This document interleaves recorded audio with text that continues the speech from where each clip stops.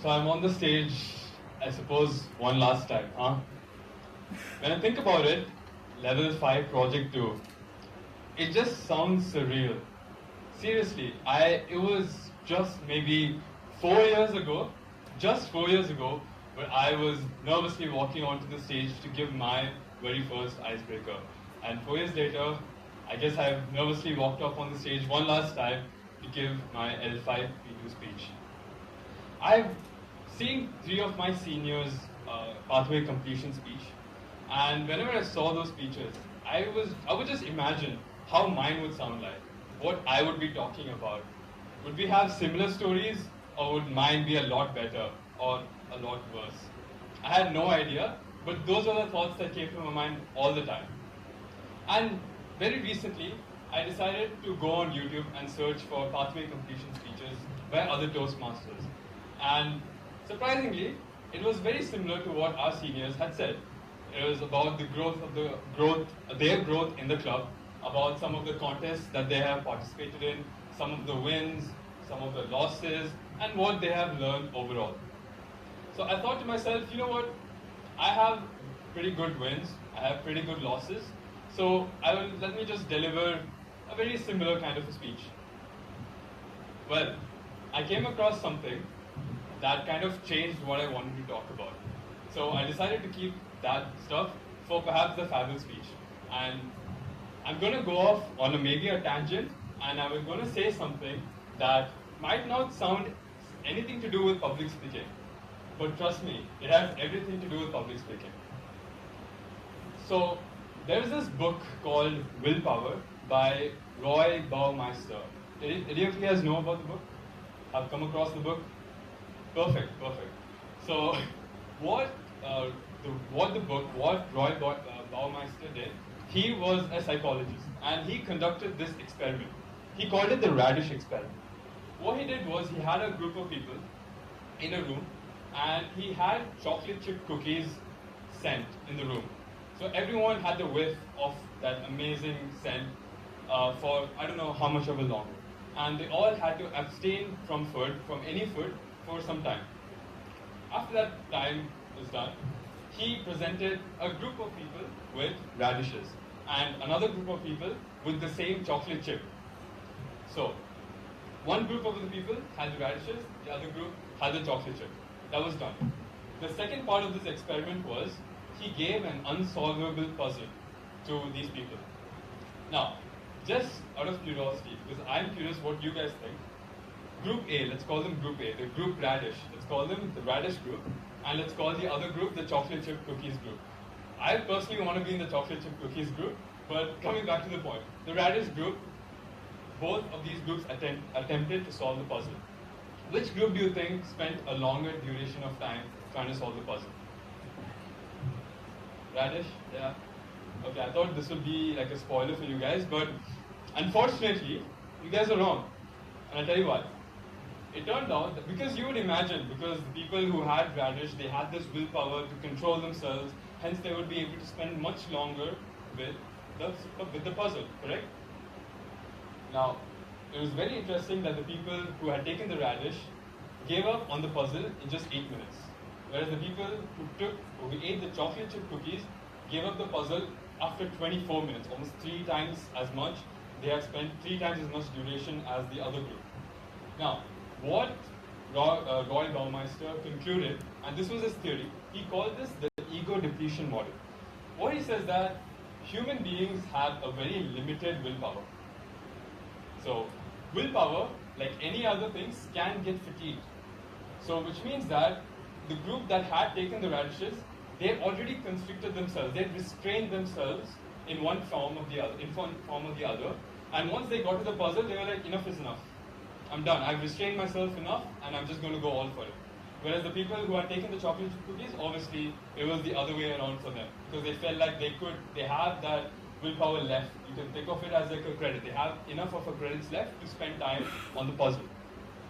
Now, this felt like a very random thing, didn't it? What does this have to do with public speaking? What does this have to do with communication, with Toastmasters or unscripted for that matter? Now, I'll come back to my journey in Toastmasters. Then Toastmasters, then and unscripted now. So, I remember my first few speeches. I saw all my seniors giving their speeches, and I wished I was just at least on the same level as them after maybe 2 or 3 years. And I really gave my best effort for each of the speeches. However, I noticed at one point that I kind of just plateaued. So after my level 1 speeches were done, I noticed that my communication skills or my public speaking skills never really improved after a certain point of time. So that's why I want to talk about, this is my theory and this is what I believe happened with me. Public speaking, like anything else, requires willpower, some sort of an energy, correct? Walking up on stage, trust me, it might look simple, seeing a lot of us do it, like seeing a lot of the senior members do it, but it is a stressful activity. Speaking on stage is a stressful activity. So what I used to do for the initial speeches was give it my all. Lot of emotional investment, lot of like actual, the mental exhaustion. I used to put everything into it to make sure my speeches sounded the best. However, when I didn't get the result that I wanted, or when I felt like I made a lot of mistakes in my speeches, I kind of felt like, well, what else is there to do? I exhausted those credits of willpower in me, which is why I felt like I had plateaued after a certain point. So, this is about public speaking and about Toastmasters on script. Now, coming in general, in our college life, we have so many different things to do every single day. We have our CADs to focus on, we have our internships, our placements, whatever it may be, different exams you want to give, we have assignments, dealing with professors, dealing with your technical clubs, with your social clubs, with your cultural clubs, etc., and the list goes on. Now, if we do not have a proper priority list on what we want to achieve, we will really, really quickly lose our willpower credits very, very early on. So this might sound kind of counterintuitive to the advices that we give to especially the new inductees, which is go and give it your all. But I would say it's all about being consistent.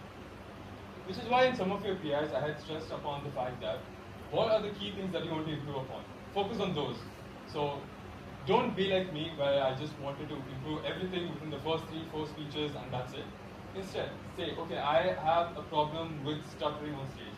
For the next couple of weeks, for the next couple of months even, I'm just going to focus on that. Now once that is sorted, okay, let's move on to the next thing. I now want to improve my vocabulary, so I'm going to start learning new words. Now I'm going to try to incorporate the various word of the day into my speeches more regularly. Okay, so now that's done over the next couple of months. Now I'm going to try improving my grammar in general, my English language, how that sounds, for example, right? So if you take things step by step, you will actually find a lot of joy in a somewhat stressful activity. And that is kind of the theory, that is how I saw or linked my journey Toastmasters so far with the theory that Dr. Roy Master came up with. Now, aside from all of these things, I do want to touch upon a few special moments that I had during my journey. The first being the L1P1 itself. I'll tell you why. So, when I was introduced, I said something about the best speech is something that you never give. But the real reason I call this my best speech is because that was the same title I used for my L1P1, for my icebreaker. I knew from then on that the concept of giving a best speech never existed. I knew that I'll never ever give my best speech. And that was a point that I instilled in myself and hopefully to the audience back then. And I feel like it's a full circle moment, the fact that I'm titling this final speech of my Toastmasters, the best speech again, just to say that this is not my best speech, nowhere near the best speech. I am barely 1%, or barely 1% improved over these last 4 years. I have a long way to go, and so do all of us here. So that was the reason behind the title of the speech. And another important thing that happened in my journey was the area contests, or the club contests, and then the area contests that I went into. So Toastmasters, now unscripted, is all about competing with your previous self, except for when it comes to these things called contests. Contest is when it was like a free-for-all, you have to try to be the best speaker and win this award, etc., and go up the levels from club, area, district, division, whatever it may be. Now, that does sound good on paper. Unfortunately, I've seen a lot of my fellow members who had given speeches really get demotivated just because they were not able to make it to the top 3 and proceed to the next level. So, once again, even in a contest, it's very, very important that we focus on just competing with our previous selves. Whatever awards we get on that specific day is determined by what the judge who the judge thinks was the best speaker, and that's it.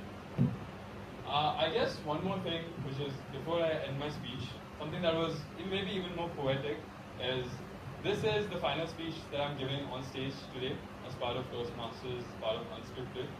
And isn't it just poetic that the speech itself was pretty unscripted? Thank you.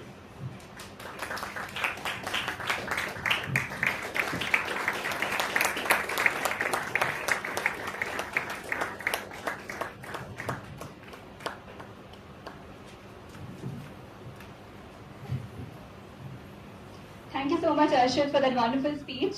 And congrats on completing your pathway. So next we have the most awaited session for today, which will be the guest lecture.